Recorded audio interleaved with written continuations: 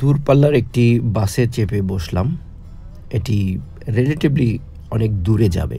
তার মানে আমি উঠেছি কাউলুন থেকে এবং আমি যাচ্ছি নিউ টেরিটরির উদ্দেশ্যে। কাউলুন এবং নিউ টেরিটরি দুটি ভিন্ন আইল্যান্ড বা ভিন্ন জায়গা, এবং এর মধ্যে রয়েছে বিভিন্ন ডিস্ট্রিক্ট। লাইক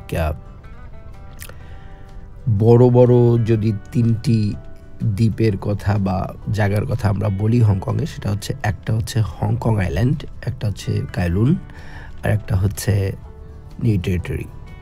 সো আমি যাচ্ছি নিউ টেরিটরি। এদিকের বাসগুলি ঘন্টায় 80 এবং সর্বোচ্চ 100 কিলোমিটার বেগে চলতে পারে, এবং প্রায় 40-45 মিনিট এর মতো লেগে যায় যেতে যেতে।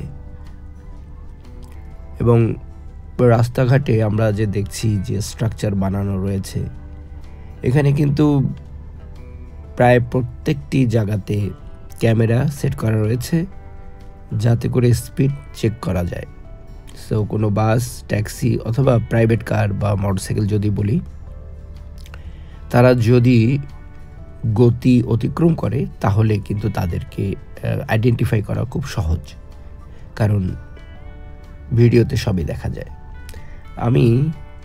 আমরা এই মুহূর্তে চিংমা ব্রিজে রয়েছি। ব্রিজটা ক্রস করছি নিউ টেরিটরি যেতে বা এয়ারপোর্টের দিকে যেতে। এই ব্রিজটির বিশাল ভূমিকা, এবং এটি একটি টানা ব্রিজ। ব্রিজটির উপর থেকে যতবারই যাই ততবারই নিচে যে জলযান, যে সাগর এবং তাকে যেভাবে তারা পোষ মানিয়েছে দেখে অভিভূত হই প্রত্যেকবারই। এবং এটা একবার না, অ্যাটলিস্ট বিগত বহু বছর যাবৎ অভিভূত হচ্ছি।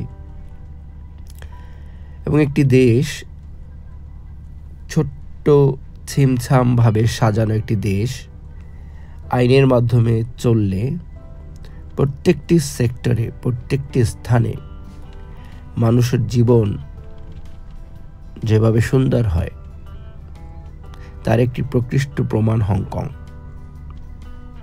মানুষের জীবনযাত্রার মান উন্নত করার জন্য একটি দেশ, তার সরকার শুধু অবকাঠামোই নির্মাণ করে না, তাদের সুষ্ঠুভাবে বেঁচে থাকার জন্য এবং যদি বলি সিকিউরিটির জন্য